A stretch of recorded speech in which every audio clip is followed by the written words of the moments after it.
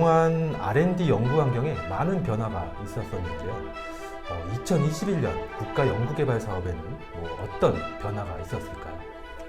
2021년부터 시행된 국가연구개발 혁신법이라고 말할 수 있을 것 같습니다.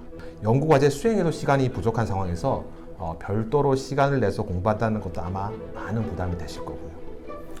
그러면 이 연구비를 효율적으로 사용하고 관리할 수 있는 이런 팁 같은 게 있을까요? 제 생각엔 연구비 사용 원칙을 먼저 숙지하시는 게 가장 좋은 방법일 것이라 생각됩니다. 저도 이 연구비 사용 원칙을 이해하고 준수하는 게 사업비 관리의 시작이라고 생각을 하는데요. 상식이라는 두 글자로 요약이 되는 것 같습니다. 주로 인건비와 관련된 내용을 많이 질문을 받긴 하는데 회계사님 어떠신가요? 예, 저도 마찬가지입니다. 인건비와 관련된 부분이 가장 많은 것 같고요. 또 재료비 전형과 같이 계획서에 반영되지 않는 재료비 사용 가능 여부에 대한 질문이 많습니다. 방금 비목이라고 하셨는데요. 이 처음 수행하시는 분들이라면 비목이 무엇을 말하는지 좀 잘 모르실 수 있을 것 같습니다. 안녕하세요. 오랜만에 다시 인사드립니다. 태성회계법인 김효철 회계사입니다. 이 사업비 집행과 관련된 내용을 보다 쉽게 알려드리고 여러분들의 궁금증을 해결해드리고자 좀 전문가 한 분을 모셔봤습니다. 우선 인사 한번 부탁드리겠습니다. 예, 안녕하세요. 예, 안녕하십니까. 김효철 회계사님과 함께 R&D 사업비 정산 업무를 담당하고 있는 이광희 회계사라고 합니다. 예, 회사님, 그동안 R&D 연구 환경에 많은 변화가 있었었는데요. 2021년 국가연구개발 사업에는 어떤 변화가 있었을까요? 네, 아무래도 2021년부터 시행된 국가연구개발 혁신법이라고 말할 수 있을 것 같습니다. 예, 과거에도 공동관리 규정과 같은 이 국가연구개발 사업과 관련된 법령이 있었던 걸로는 아는데 이번 혁신법은 어떤 점이 좀 다르다고 할 수 있을까요? 과거 공동관리 규정 하에서 부처별로 상이하게 운영되던 관리 기준이 이 특별법인 R&D 혁신법을 통하여 사업비 사용 기준 및 원칙이 통일되고 일원화되었다는 것이 가장 큰 변화라고 할 수 있을 것 같습니다. 또한 연차평가, 또 연차협약, 그리고 연차정산 등 이 불필요한 연차별 관리 관행이 폐지되었다는 것도 주요한 변화라고 생각이 됩니다. 말만 들어도 정말 어려운 것 같습니다. 근데 그래도 좀 더 연구 현장의 자율성과 편의성을 가져다 주는 걸로 이해가 될 것 같습니다. 네, 부처별 상이한 규정이 통일되고 또 자율성도 그만큼 커졌지만 또 그만큼 사업비 관리에 있어서 연구자의 책임도 강화되었다는 것을 꼭 기억을 하실 필요가 있습니다.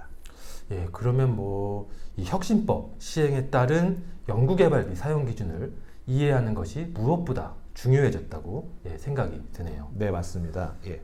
혁신법 시행령의 연구비 사용 용도 그리고 수행 주체별 연구개발비 사용 기준을 이해하시고 연구비를 사용하시는 게 중요합니다. 근데 사실 이 조문 형식으로 된 사용 기준을 공부한다는 것이 생각보다 쉽지는 않으실 겁니다. 연구과제 수행에도 시간이 부족한 상황에서 별도로 시간을 내서 공부한다는 것도 아마 많은 부담이 되실 거고요. 예, 그러면 이 연구비를 효율적으로 사용하고 관리할 수 있는 이런 팁 같은 게 있을까요? 제 생각엔 연구비 사용 원칙을 먼저 숙지하시는 게 가장 좋은 방법일 것이라 생각됩니다. 국민의 세금으로 조성된 재원으로 사업을 수행하시는 만큼 연구비 사용에서 지켜야 할 기준 그리고 의무가 있습니다. 이러한 기준과 의무는 연구비 사용 원칙을 근거로 만들어지는 것이므로 원칙을 준수하면서 사업비를 사용하시고 관리하시면 나중에 문제될 부분이 크게 없을 거라 생각이 됩니다. 예, 아주 중요한 포인트를 말씀해 주신 것 같습니다. 저도 이 연구비 사용 원칙을 이해하고 준수하는 게 사업비 관리의 시작이라고 생각을 하는데요. 그러면 연구비 사용 원칙 한번 설명을 해 주시죠. 네, 연구비 사용 원칙은 크게 4가지가 있습니다. 그 첫 번째 원칙이 연구비 계상의 정확성입니다. 필요한 연구비를 충분히 검토한 후에 정확하게 계상하시고 사용하시는 것을 말합니다. 그리고 연구비 사용 원칙 두 번째 원칙은 과제와의 관련성입니다. 연구 계획 및 연구 목적에 부합한 연구비를 집행하셔야 된다는 원칙이고요. 그리고 세 번째, 집행 기간 내의 사용 원칙입니다. 그래서 원칙적으로 연구비는 과제 기간 내에 사용하시는 게 원칙입니다. 마지막으로 네 번째 연구비 사용 원칙은 증빙 자료의 구비입니다. 사용하신 연구비는 객관적인 증빙 서류를 구비 보관하셔야 한다는 원칙입니다. 그 말씀해주신 내용을 들으니까 뭐 너무나 당연한 내용들이어서 뭐 큰 어려움 없이 이해할 수 있을 것 같습니다. 저는 이게 한번 들어보니 이 연구비 사용 원칙 네 가지를 두 글자로 요약을 좀 해볼 수 있을 것 같습니다. 두 글자로 요약하신다고 하니 예, 궁금한데요. 이 상식이라는 두 글자로 요약이 되는 것 같습니다. 이 말씀하신 네 가지 너무나 상식적인 것들로 연구비 집행도 상식적인 수준에서 이 과제와 관련성 있는 비용인지 다시 한번 확인하고 집행하시면 큰 문제는 없으실 것 같습니다.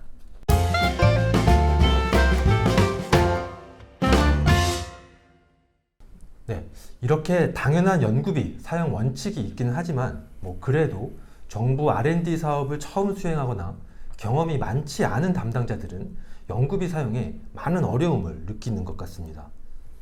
네, 실제로 R&D 사업 수행기관 분들께서 많은 문의 전화를 주시고 계시고요. 또 혁신법과 관련된 문의 내용도 점점 많아지고 있는 추세이긴 합니다. 그래도 R&D 사업을 처음 수행하시는 기관에서 문의하시는 내용은 좀 유형이 어느 정도 정해져 있습니다. 저도 이 사업비 집행과 관련된 문의를 자주 받는 편인데 이 R&D 사업이 처음이신 분들이 궁금해하시는 거는 거의 유사한 것 같습니다. 저는 주로 인건비와 관련된 내용을 많이 질문을 받긴 하는데 회계사님은 어떠신가요?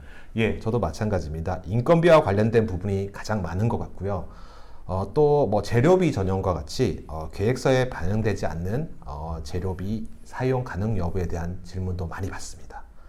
아마 연구 과제를 수행하시는 대부분의 담당자들이 궁금해하거나 생각하시는 게 거의 비슷한 것 같습니다. 연구 관련해서 출장비가 발생하는 경우 또는 전문가를 활용하는 경우 또 식비를 지출해야 되는 경우 실무적으로 연구비 비용 집행을 어떻게 하고 또 증빙을 어떻게 만들어야 하는지 궁금해 하시는 거죠. 네, 회사 자체 재원으로 수행을 했다면 비용 처리에 큰 궁금증은 없었을 것입니다. 하지만 이 정부 자금을 지원을 받다 보니 사용 기준에 맞지 않게 집행하면 나중에 불인정돼서 현금으로 반납할 수 있다. 이런 말들도 많이 들어봐서 연구비 집행에 좀 위축이 되시는 것 같습니다. 그렇죠. 아무래도 이제 국민의 세금으로 조성된 재원으로 집행하는 만큼 연구비 사용에 있어 정해진 기준이 있습니다. 비목별로 사용할 수 있는 용도나 계산 기준, 또 집행 기준, 불이정 기준 등이 예시되어 있고요. 각 비목별로 증빙해야 하는 서류도 예시되어 있습니다. 이러한 기준에 맞게 사용하신다면 사실 정상 과정에서 큰 문제는 발생하지 않을 것 같습니다. 방금 비목이라고 하셨는데요. 네. 이 처음 수행하시는 분들이라면 비목이 무엇을 말하는지 좀 잘 모르실 수 있을 것 같습니다. 이 연구비를 사용하는 용도별 분류를 말하는 것 같은데 이 비목의 구성이라든지 체계 이런 걸 좀 먼저 설명을 좀 해주시죠. 네, 연구비는 이제 크게 직접비와 간접비로 구성이 되는데요. 이 직접비와 간접비를 연구비 비용 항목, 줄여서 비목이라고 합니다. 그래서 간접비와 직접비를 비목이라고 하는데요. 좀 더 말씀드리면 직접비의 정의는 연구 과제를 수행하는 데 소요되는 비용으로 개별 과제로부터 직접 산출할 수 있는 비용을 말하고요. 간접비는 연구 과제를 수행하는데 공통으로 소요되는 비용으로 개별 과제로부터 직접 산출할 수 없는 비용을 얘기합니다. 즉, 직접비와 간접비는 사실 연구 과제 수행하는 데 소요되는 비용이라는 공통점이 있기는 한데요.